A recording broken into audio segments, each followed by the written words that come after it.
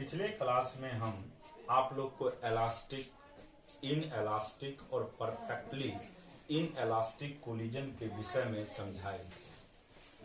उस पे हमने न्यूमेरिकल नहीं समझाए थे आप लोग को, लेकिन उसमें जो भी टाइप्स होता है एनर्जी के विषय में, उसके बाद कोफिशिएंट ऑफ डिस्ट्रीब्यूशन के विषय में, ये सभी चीज को हमने डिस्कशन किए थे और बताए थे कि कैसे वेलोसिटी ऑफ अप्रोच और वेलोसिटी ऑफ सेपरेशन के बीच में रिलेशन होता है।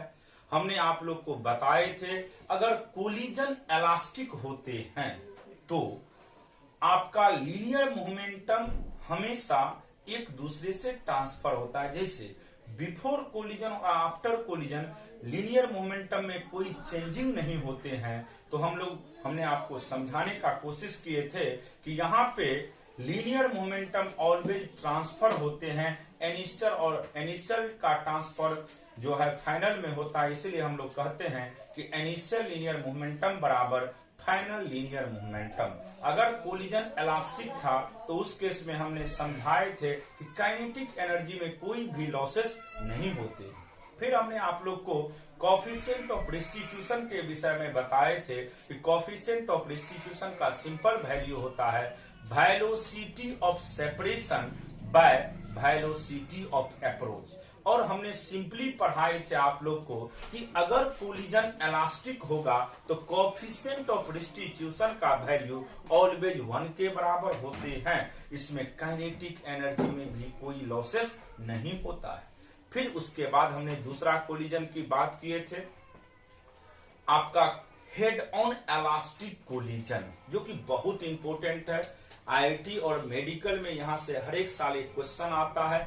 हमने आप लोग को समझाए थे कि अगर collision head on elastic collision होते हैं तो बिफोर कोलिजन और आफ्टर कोलिजन वेलोसिटी के विषय में चर्चा किए थे। हमने सिंपली बताए थे कि आफ्टर कोलिजन v1 का सिंपल वैल्यू होता है m1 minus m2 by m1 plus m2 into u1 plus 2m2 u2 by m1 plus m2। इस पे बराबर क्वेश्चन पूछा जाता है। जैसे हमने एक फिगर के थ्रू समझाए थे, थोड़ा बहुत डिस्कशन अभी बता रहे हैं। जैसे ये मान लीजिए आपका m1 मास का एक ब्लॉक है, इसका वेलोसिटी u1 है। m2 मास का दूसरा ब्लॉक है, इसका वेलोसिटी u2 है। तो यहाँ पे ये m1 मास का ब्लॉक होगा, इसका वेलोसिटी v1 होगा। m2 मास का ब्लॉक है, इसका वेलोसिटी v2 है। ये हो गया, इसका वैल्यू हमें निकालना है, इसका भी वैल्यू हमें निकालना है। ये हो गया बिफोर द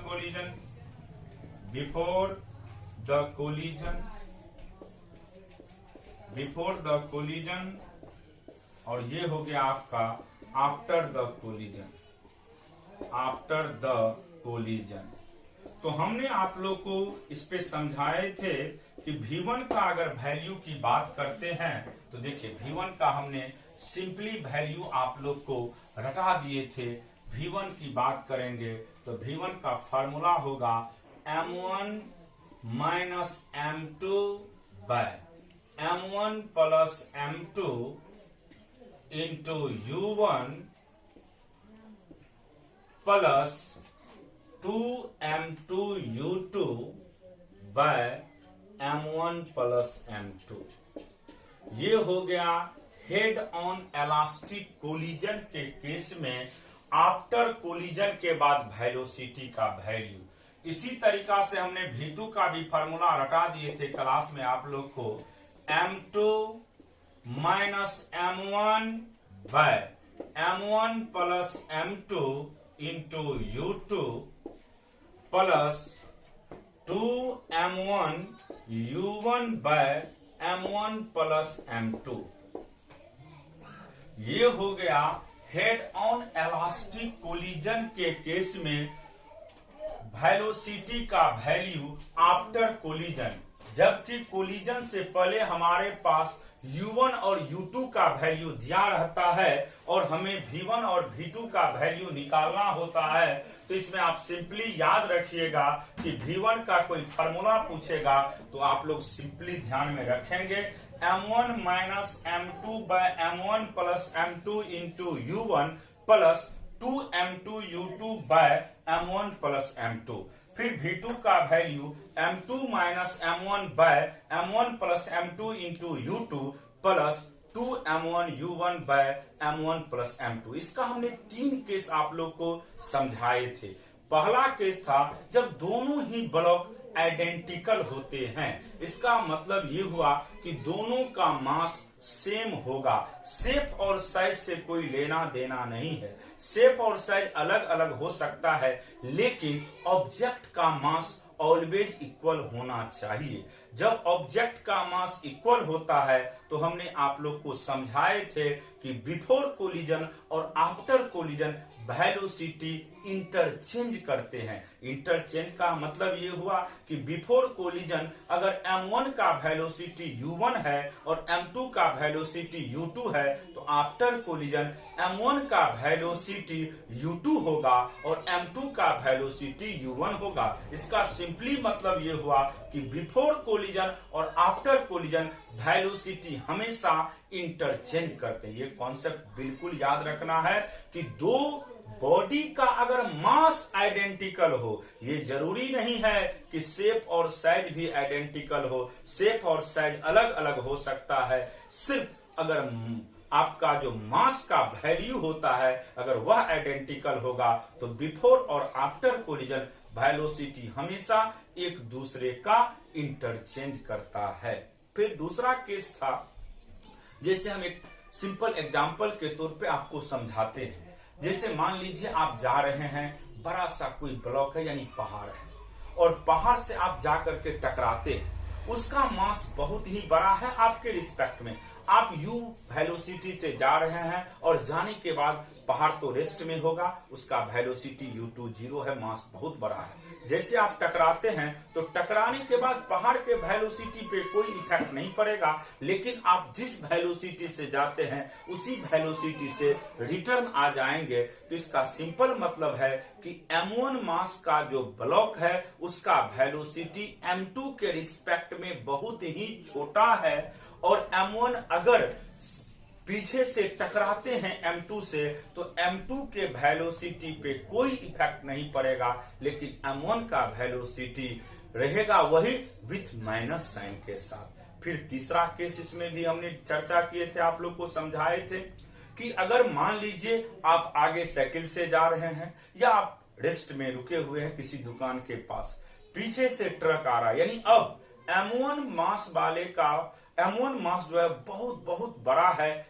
M2 के रिस्पेक्ट में। आप रेस्ट में हैं और पीछे से ट्रक आपको धक्का मारता है। जैसे ही धक्का मारेगा तो ट्रक के वेलोसिटी पे कोई इफेक्ट नहीं पड़ेगा जब तक वह ब्रेक न ले। अगर ब्रेक लेगा तो इफेक्ट तो पड़ेगा, लेकिन यहाँ पे ब्रेकिंग का केस नहीं है।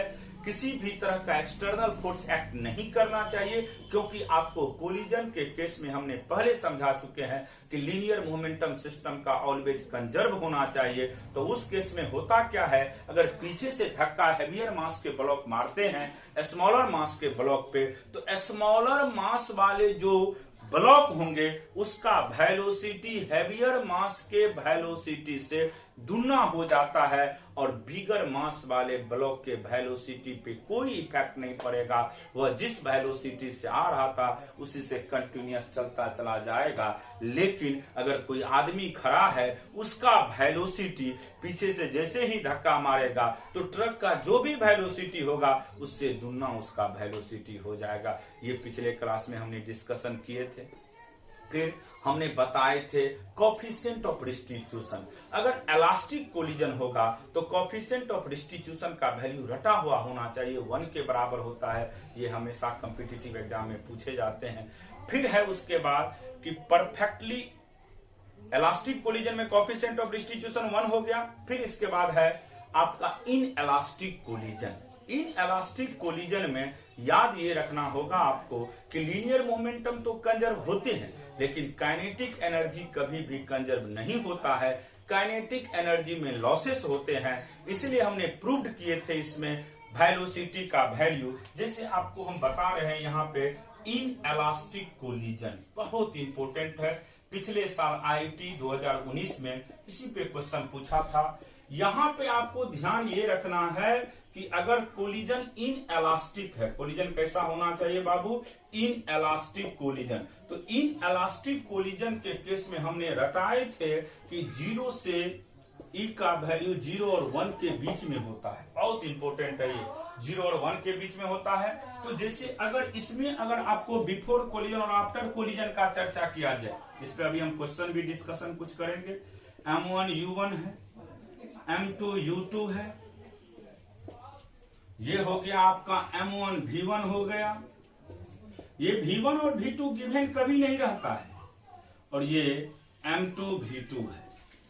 तो आपको ध्यान में ये रखना है, इसमें V1 और V2 का वैल्यू ये बहुत बहुत इंपॉर्टेंट है, तो आपको रटा हुआ होना चाहिए। V1 की बात अगर करते हैं तो आपको सिंपली याद रखना है, V1 अगर बात करते हैं तो M1 में से M2 को घटाएंगे, तो M1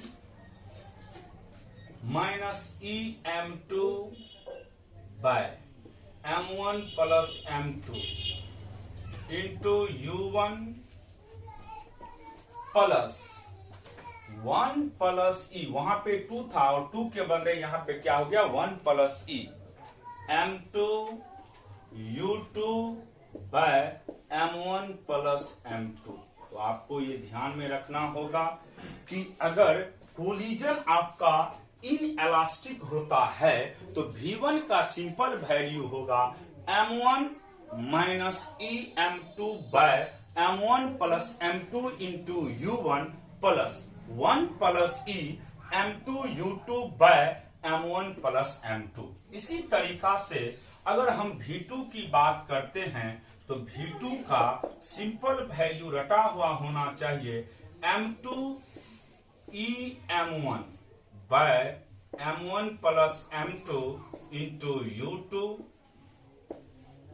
in plus 1 plus E M1 U1 by M1 plus M2। ध्यान में रखेगा दोनों फार्मूला को, और इस पे फार्मूला बेस्ड ही क्वेश्चन देता है। फिर इसमें आपको क्योंकि पता है कि इसमें काइनेटिक एनर्जी का लॉस होता है, तो लॉस ऑफ काइनेटिक एनर्जी की बात करते हैं। लॉस ऑफ काइनेटिक एनर्जी तो आप सिंपल याद रखिएगा 1/2 M1 M2 by M1 plus M2, 1/2 M1 M2 by M1 plus M2 into U1 minus U2 का whole square into 1 minus E square. इस पे भी क्वेश्चन खूब पूछा जाता है कि अगर कोलिजन इन एलास्टिक होता है तो लॉस ऑफ काइनेटिक एनर्जी का क्या वैल्यू होगा। तो रख जाइएगा आप लोग 1/2 M1 M2 by M1 plus M2 into U1 minus U2 का whole square into 1 minus E square, जहां पे ई कोफिशिएंट ऑफ रिस्टिट्यूशन है और इसका वैल्यू हमेशा 0 और 1 के बीच में लाइक करते हैं। जैसे एक एग्जांपल के थ्रू हम समझा रहे हैं। मान लीजिए आपके पास एक क्वेश्चन दे दिया जाए यहां से कि मान लो आपके पास मास ईट M1 बराबर दे देगा 1 kg, M1 बराबर 1 kg एंड M2 बराबर 2 kg। ये क्वेश्चन पूछा हुआ है कंपटीशन में। एंड आपके पास कोफिशिएंट ऑफ रिस्टिट्यूशन का भी वैल्यू दे चुका है 0.5। फिर आपके पास अगर मान लीजिए U1 का वैल्यू 2 मीटर पर सेकंड दिया हुआ है और U2 का भी वैल्यू आपके पास अगर मान लीजिए 1 मीटर पर सेकंड है, तो आप आराम से इस फार्मूला पे अगर पुट कर देते हैं सभी वैल्यू को तो U1 और U2 का वैल्यू निकल जाएगा। तो जब भी आपसे क्वेश्चन पूछेगा किस केस में, इन एलास्टिक कोलिजन के केस में, तो याद रखिएगा आपके पास मास, कोफिशिएंट ऑफ रिस्टिट्यूशन और वेलोसिटी का वैल्यू दिया रहेगा बिफोर द कोलिजन। ध्यान में ये रखना है कि बिफोर कोलिजन का भी वेलोसिटी है U1 और U2 जो वैल्यू दिया रहेगा वह बिफोर कोलिजन होगा, और आफ्टर कोलिजन अगर आपके पास मान लीजिए वैल्यूज का निकालना हो तो आप सिंपल याद रखेंगे कि गिवन मास दिया है, ई दिया है, u1 u2 दिया है, पुट करेंगे फॉर्मूला में और पुट करने के साथ आपका वैल्यू निकल जाएगा। उसी तरीका से जनरली क्वेश्चन में लॉस ऑफ काइनेटिक एनर्जी की बात करता है तो लॉस ऑफ काइनेटिक एनर्जी के केस में भी आप उसी वैल्यू को पुट करेंगे और पुट करने के बाद आपका वैल्यू निकल जाएगा। कभी कभी इसमें फ्रैक्शनल ऑफ काइनेटिक एनर्जी भी पूछ देता है।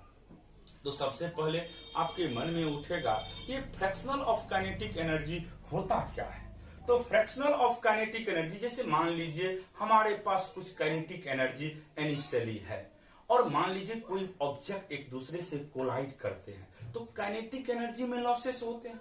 तो लॉस जो होगा उसमें अगर ओरिजिनल काइनेटिक एनर्जी से अगर हम डिवाइड करते हैं तो उसी को हम लोग फ्रैक्शनल ऑफ काइनेटिक एनर्जी कहते हैं, क्योंकि आपको पता होना चाहिए कि फ्रैक्शन का वैल्यू हमेशा 1 से स्मॉलर लिया जाता है। इसीलिए जो भी काइनेटिक एनर्जी में लॉस होगा, loss of kinetic energy by initial kinetic energy के रेशियो को हम किसके नाम से जानते हैं? फ्रैक्शनल काइनेटिक एनर्जी के नाम से। ये भी ध्यान में रखना है कि loss of kinetic energy by initial kinetic energy के रेशियो को हम किसके नाम से जानते हैं? फ्रैक्शनल काइनेटिक एनर्जी के नाम से। तो इस पे जब भी क्वेश्चन देगा तो यही 3 कॉन्सेप्ट पे क्वेश्चन देते हैं। या तो आपसे पूछा जाएगा कोएफिशिएंट ऑफ रिस्टिट्यूशन का वैल्यू क्या होगा, दूसरा परफेक्टली इनएलास्टिक कोलिजन है तो वेलोसिटी पूछेगा, तीसरा लॉस ऑफ काइनेटिक एनर्जी पूछेगा और चौथा फ्रैक्शनल ऑफ काइनेटिक एनर्जी ही पूछ सकता है। अब इसके बाद नेक्स्ट कॉन्सेप्ट जो कि हम पिछले दिन आप लोग को समझा चुके हैं, उसी पे कुछ न्यूमेरिकल का डिस्कशन नहीं किए थे, इसलिए हमने आज फिर इसको समझाने का कोशिश की है कि न्यूमेरिकल बनता कैसे है। फिर उसके बाद बात करते हैं हम लोग परफेक्टली इनएलास्टिक कोलिजन का। तो परफेक्टली इनएलास्टिक कोलिजन का जब हम चर्चा करते हैं तो देखिए क्या होता है। परफेक्टली इनएलास्टिक कोलिजन हमने रटा चुके हैं पहले ही। इसमें होता क्या है, जैसे आप लोग फिल्म देखते हैं तो फिल्म में आप लोग जनरली देखते हैं कि मान लीजिए एक हैवियर एक जीप से गुंडा लोग चलते रहते हैं और हीरो मोटरसाइकिल लेकर के आता है और सीधा उस जीप पे अपना मोटरसाइकिल रख देता है। तो पहले जब टकराया नहीं था तो उससे पहले जीप का अपना वेलोसिटी था, बैक का अपना वेलोसिटी था, लेकिन जैसे ही कोलाइड होता है दोनों साथ साथ चलने लगता है, क्योंकि मोटरसाइकिल या बैक जो भी है वह आपका जीप के ऊपर चला आया है, इसका मतलब दोनों साथ साथ वेलोसिटी से चल रहे, तो उसी को हम किसके नाम से जानते हैं? परफेक्टली इनएलास्टिक कोलिजन के नाम से। यहाँ पे वेलोसिटी ऑफ सेपरेशन 0 हो गया, इसीलिए कोई पूछ देगा कि कोएफिशिएंट ऑफ रिस्टिट्यूशन का वैल्यू क्या होता है, तो रट जाइएगा परफेक्टली इनएलास्टिक कोलिजन के केस में कोएफिशिएंट ऑफ रिस्टिट्यूशन का वैल्यू ऑलवेज 0 होता है। तब इसमें बात करते हैं हम लोग कि जब कोलाइड होता है तब क्या होता है। जैसे सिंपली देखिए, एक m1 मास का कोई ब्लॉक है, ये u1 वेलोसिटी से जा रहा था, m2 मास का कोई ब्लॉक है, ये u2 वेलोसिटी से जा रहा था। ये u1 बड़ा होना चाहिए, ध्यान में यही रखना है। ये before the collision, before the collision, collision के पहले दोनों अलग अलग वेलोसिटी से चल रहा है और जैसे ही कोलाइड होता है दोनों क्या होगा, अब साथ साथ आ जाएंगे। m1 m2 दोनों साथ साथ आ गया और इसका वेलोसिटी भी हो गया। ये हो गया after the collision, after the collision. देखिए ध्यान से, यहाँ पे कोलिजन से पहले दोनों सेपरेट वेलोसिटी से चल रहा था। ये u1 से चल रहा था, ये u2 से चल रहा था, और जैसे ही कोलिजन होता है दोनों साथ साथ चल पड़ता है। तो इस तरह का जो भी कोलिजन होगा उसी कोलिजन का नाम होता है परफेक्टली इनएलास्टिक कोलिजन। और हमने सबसे पहले कोलिजन स्टार्ट करने से पहले आप लोग को समझा चुके हैं कि यहाँ पे लीनियर मोमेंटम सिस्टम का ऑलवेज कंजर्व होते हैं। तो यहाँ पे हम लिख सकते हैं P इनिशियल बराबर P फाइनल। क्योंकि लीनियर मोमेंटम को हम P से रिप्रेजेंट करते हैं। P का मतलब लीनियर मोमेंटम हो गया P इनिशियल बराबर P फाइनल। तो यहां से इसको लिख सकते हैं हम लोग m1u1 प्लस m2u2 बराबर m1 plus m2 into V। तो V का वैल्यू आप निकाल सकते हैं। तो V का सिंपल वैल्यू होगा m1u1 plus m2u2 bye m1 plus m2। फिर इसमें अगर आपसे कोई पूछ देगा लॉस ऑफ काइनेटिक एनर्जी का वैल्यू क्या होगा, तो सिंपल आप याद रखेंगे लॉस ऑफ काइनेटिक एनर्जी की जब बात करिएगा इसका सिंपल वैल्यू होता है 1/2 m1 m2 by m1 plus m2 into u1 minus u2 का होल स्क्वायर। तो अगर आपसे कोई पूछ देगा कि लॉस ऑफ काइनेटिक एनर्जी का वैल्यू किस केस में, परफेक्टली इन इलास्टिक कोलिजन के केस में क्या होता है, तो सिंपल याद रखिएगा 1/2 m1 m2 by m1 plus m2 into u1 minus u2 का होल स्क्वायर। अब इस पे क्वेश्चन कैसे देता है तो ध्यान में रखिएगा। यहाँ पे जब भी क्वेश्चन देगा आपको तो आपको सिंपली ध्यान में ये रखना है कि मास का वैल्यू गिवन होगा और E का वैल्यू नहीं दिया रहेगा, क्योंकि E का वैल्यू हमेशा 0 होता है। तो देखिए इस पे एक एग्जांपल के थ्रू हम समझा रहे हैं। जैसे इस केस में आपके पास मान लीजिए अगर मास दे देता है, इफ m1 का वैल्यू मान लीजिए 4 kg है, फिर m2 का वैल्यू आपके पास मान लीजिए 2 kg दे देगा और u1 का वैल्यू मान लीजिए 2 मीटर पर सेकेंड है एंड u2 का वैल्यू आपके पास मान लीजिए 1 मीटर पर सेकेंड है। हमेशा ध्यान ये भी रखना होता है कि पीछे वाले जो है यानी u1 जिसका वैल्यू है उसका वैल्यू हमेशा बड़ा होना चाहिए u2 के वैल्यू से। तो यहां से आपको अगर v1 इसके बाद आपसे अगर पूछता है then fine V1 and V2, तो आप पुट करके आराम से बना सकते हैं। तो ये इस पे यही क्वेश्चन देगा। कोएफिशिएंट ऑफ डिस्ट्रीब्यूशन अगर नहीं दिया रहता है तो आप ध्यान रखिएगा ये कैसा क्वेश्चन होगा, परफेक्टली इन इलास्टिक कोलिजन का केस होगा। और परफेक्टली इन इलास्टिक कोलिजन के केस के क्वेश्चन को सॉल्व करने का यही तरीका है कि आपके पास मास दोनों का दिया रहेगा, वेलोसिटी दोनों का दिया रहेगा और आपसे पूछा जाएगा V1 और V2 का वैल्यू निकालने के लिए। अब इसके बाद जो नेक्स्ट कॉन्सेप्ट है वो बहुत इंपॉर्टेंट है, ऑब्लिक कोलिजन। ऑब्लिक कोलिजन जिसको हम लोग 2 डायमेंशनल कोलिजन के नाम से जानते हैं, ये बहुत इंपॉर्टेंट केस है। इसमें आपको सबसे पहले लाइन ऑफ इम्पैक्ट के विषय में समझना होगा। ये लाइन ऑफ इम्पैक्ट क्या होता है, तो ये जो भी चर्चा है वो अगले क्लास में किया जाएगा। आज थोड़ा कम ही पढ़ा करके काम निकालने का कोशिश कर रहे हैं, क्योंकि इधर नेट का भी परेशानी हो रहा है और आप लोग को भी घर पे दिक्कत होता होगा। इसलिए अगले क्लास में ऑब्लिक कोलिजन का चर्चा करेंगे और उसको ध्यान में रखिएगा आप लोग।